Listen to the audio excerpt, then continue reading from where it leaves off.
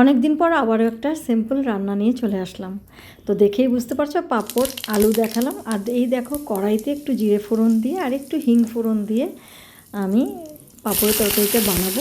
তো আলুটা দিলাম ফ্রাই করতে, তোমাদেরকে একটু একটু করে যতটুকু পারছি দেখাচ্ছি।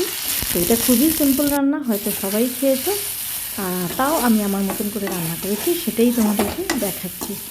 তো এই যে আলুর মধ্যে আলুটা ফ্রাই করতে দিয়ে আমি এভাবে করেই বানাই, মানে শর্ট ওয়েতে বানাই, মানে সিম্পল ওয়েতে।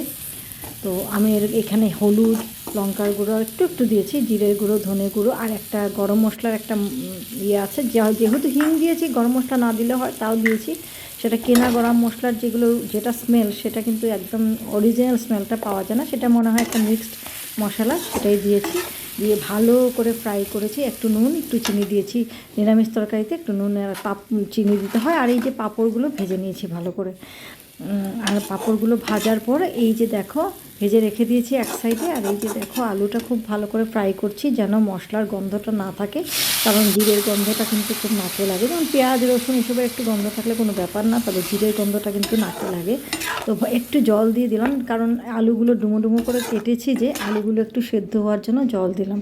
আলুগুলো যখন একটু সিদ্ধ হয়ে যাবে, তারপরে আবার এটাকে কষিয়ে নিয়ে, এই যে দেখো কষিয়ে নিলাম, কষিয়ে নিয়ে এখন আবার একটু জল দেবো, কারণ একটু তো ঝুল চাই। আর এমনিতেও আর পাঁপড়গুলোকে ক্রাশ করে এরকমভাবে দিয়েছি, তোমরা ইচ্ছে করলে 2 টুকরো 3 টুকরো যে যেরকম দিতে পারো। তো আমি এভাবে দিয়েছি, কারণ এটা যেহেতু তরকারিতে দেবো। তারপরে এখানে একটু জল দিয়ে দেবো, আর পাঁপড় কিন্তু টেনে নেয়, তার জন্য একটু জলটা একটু বেশি দিতে হয়, মানে তুমি যতটা খাবে তার থেকে একটু বেশি দিতে হয়, তবে টেনে নিয়ে তোমার খাওয়ার মতন করে এটা হয়ে যাবে। তো এইভাবে করে কিন্তু আমি বানাই। তো তোমরা কিভাবে বানাও সেটা কিন্তু অবশ্যই জানাও। যারা পাঁপড়ের তরকারি কোনোদিনও এইভাবে খাওনি তারাও কমেন্টে জানিও, যদি তোমাদের সামনে পোস্টটা আসে। আর যারা খেয়েছো তারাও অবশ্যই জানাবে যে তোমরা কীভাবে রান্না করো। আমি যেভাবে করলাম তোমরা কি সেইভাবে করো। তো আজকে এইটুকুনি, আবার আসবো।